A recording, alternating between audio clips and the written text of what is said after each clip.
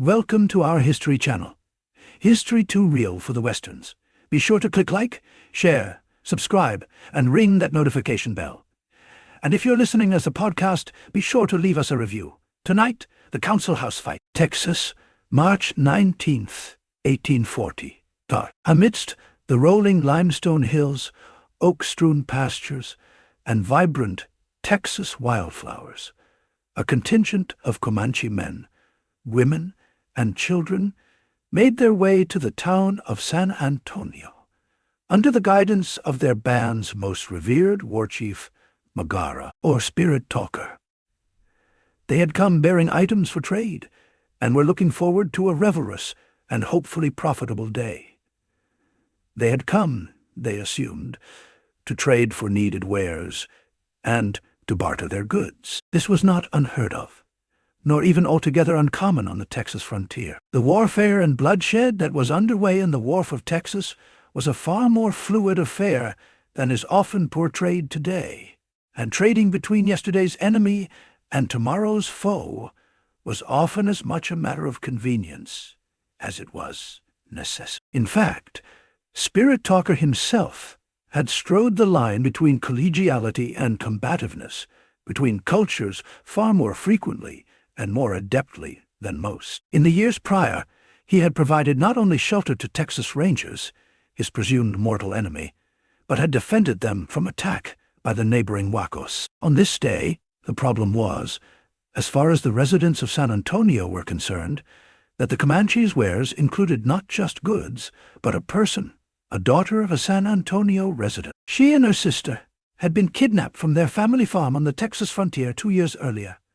Her name was Matilda Lockhart. She was 16 years old in 1840, and the last 2 years of her life had been a living nightmare that had seen her kidnapped, sold into slavery, sexual and otherwise, subjected to abuses, sexual and otherwise, humiliation, subjugation, and evenation, subjugation, and even mutilation.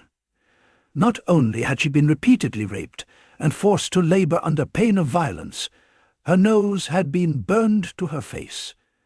The cartilage on her nose had been burned off to the bone on her face. Texas frontier woman Mary Maverick cared for Lockhart upon her arrival in San Antonio and described her experience. She described Miss Lockhart's condition as, quote, utterly degraded, and could not hold her head up again. Her head, arms, and face were full of bruises and sores, and her nose actually burnt off to the bone, all the fleshy end gone, and a great scab formed on the end of the bone.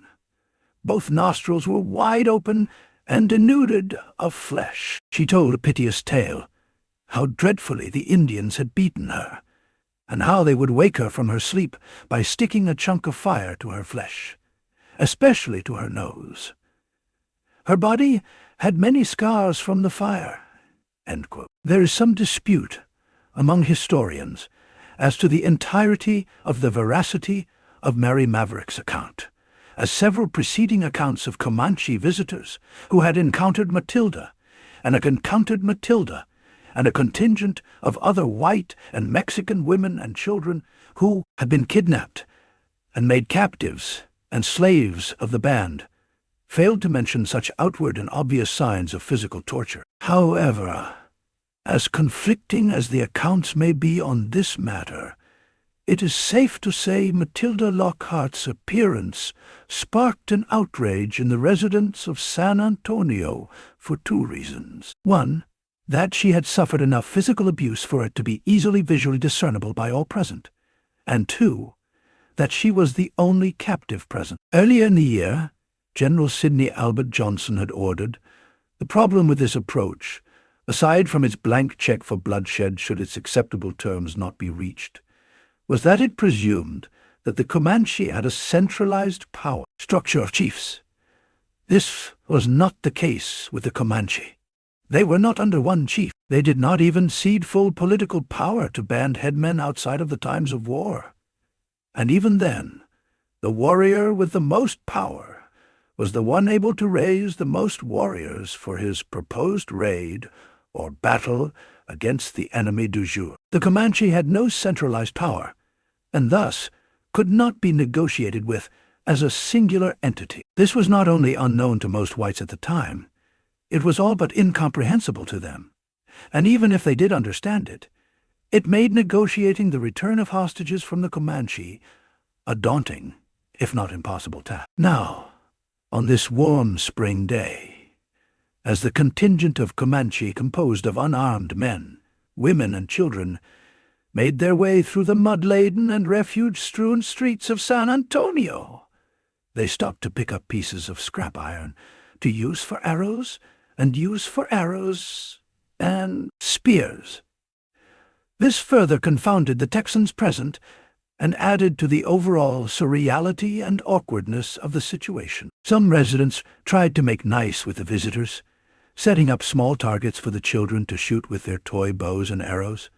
But as the word spread that there was only one white woman captive present, and that she was terribly disfigured, the collective ire of San Antonio focused on the Comanche that stood in front of them. The commanding military officer present, Colonel William Fisher, summoned the 12 chiefs present to what was known as the Council House, a one-story 18th-century stone building in the plaza of the city. In fact, you can still go to this place where this all happened. You can still go there today. It's on the east side of the main plaza in San Antonio, behind the Drury Inn. The original building is gone, but there is still a 2-story structure where the Council House stood.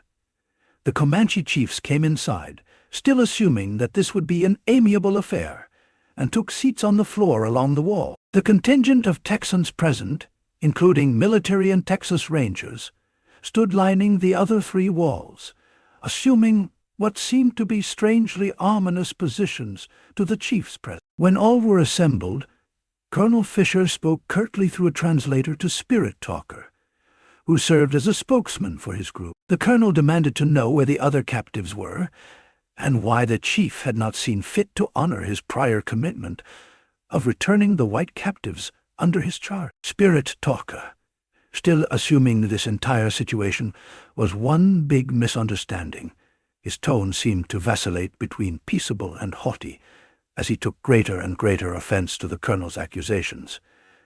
But he made no overtly offensive comments or movements, only concluding his explanation with the question, "How do you like that answer?" However sought after Spirit Talker had been in his life, until this point as a great speaker and a downright likable guy, he fatally misread his audience on this occasion. Colonel Fisher became enraged and stated that he did not like Spirit Talker's answer one bit, and that now Spirit Talker and his cohort of chiefs were under arrest until all of the Texas hostages were returned. Some soldiers moved to block the door, as others moved toward the Comanche chiefs, intending to subdue and handcuff them before transporting them to the San Antonio jail. In these fleeting moments, as the gravity of the situation settled in on Spirit Talker and his cohort of war chiefs, there seemed to be an air of confusion and disbelief.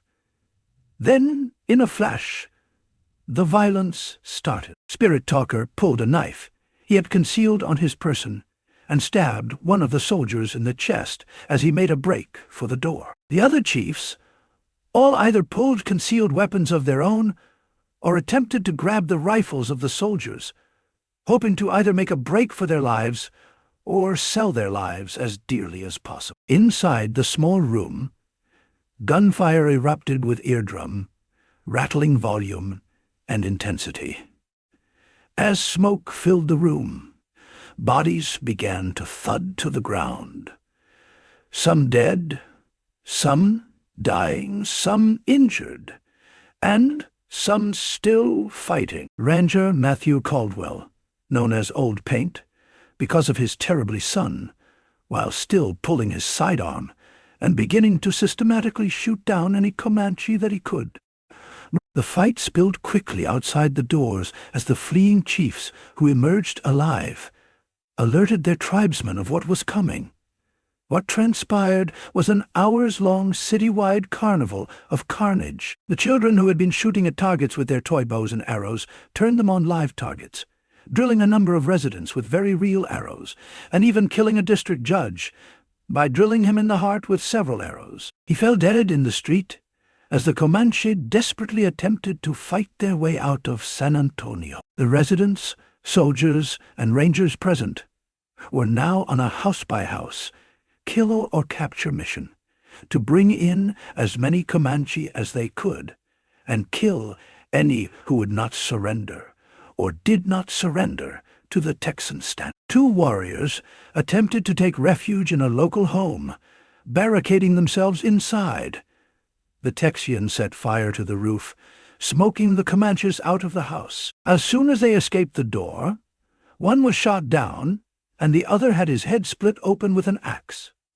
All the Comanche who were not killed outright were shuffled into the open-roof jailhouse and placed under arrest. They were told they would be detained until all Texan captives had been returned to San Antonio. One Comanche was given a horse and told to ride back to the camp they had come from to inform the rest of their tribesmen of what had happened, what the new terms were, and that the Texans meant business. The rider made haste northward, over the limestone cliffs and oak meadows, back to the home camp of his band. Upon learning what happened to their friends and relatives, the camp itself erupted into its own torrent of grief, anger, despair, and hate. The wives of the slain chiefs and warriors mutilated themselves, cutting off their hair, slashing their breasts, and cutting off their fingertips. One inflicted such severe wounds on herself that she died of severe blood loss. Then, one by one, starting with Matilda Lockhart's own 6-year-old sister, all the captives who had not been adopted into the tribe were dragged from their tents, stripped naked, and roasted alive over hot Comanche campfires on the dry, sun-soaked Texas plains. They were mocked and taunted as they begged for their lives, not understanding in their last moments that they were the penance for the deeds of their would-be rescuers. After this hours-long ordeal, each and every horse belonging to the dead chiefs and warriors was slaughtered by bashing in its head, shooting it with arrows, or slitting its throat. Thousands of dead horses, as the Comanche had exponentially more than any tribe, soon covered the now blood-soaked plains. For both the Texans and the Comanche, there would be no conciliatory terms offered. Now, this was a war to the end, but this story is just getting started. What the Comanche did next would be warfare the likes of which no tribe had ever seen or been able to accomplish on either scale or ferocity. They were about to take this war all the way to the Gulf of Mexico, and they planned to either kill every Texan they could or drive them into the ocean. But that is a story for another day. Be sure to tune in each and every week for a new episode of History at the OK Corral. And if you like history and want more content, check out alldamnnight.com. That's the All Damn Night Podcast Network, the greatest podcast network in history. You can find lots of free content, as well as lots of other subscription content, tons of stuff, something for everybody. I'm sure you will enjoy it, or you wouldn't endorse it. So thanks again for tuning in to History at the OK Corral. History to veal for the Westerns.